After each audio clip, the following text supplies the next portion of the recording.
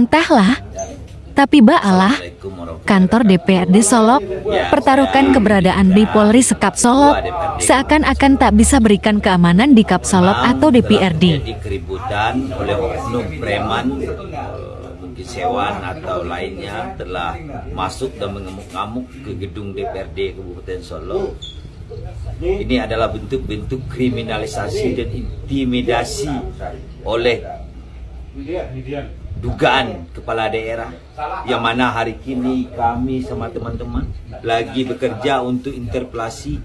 Ini hari ini adalah rapat keputusan, kami telah korum dan terpaksa rapat ini kami bawa ke rumah kediaman Pak Haji Zamroni, Ketua Fraksi PDI dan Hanura. Kami di sini 7 fraksi: Gerindra, P3, Nasdem, PDIP, Golkar, Demokrat, PKS.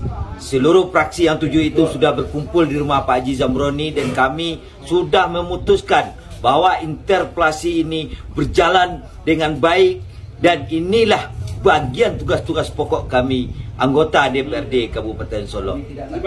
Dan kami sarankan kepada rakyat, jaga persuasif, kondusif.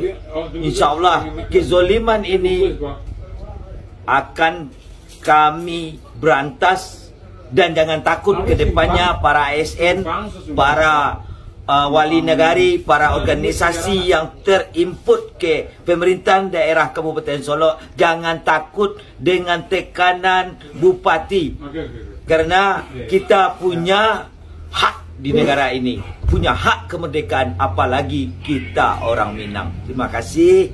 Semoga kami semua sehat selalu, dan kami siap selalu di belakang rakyat masyarakat Kabupaten Solok.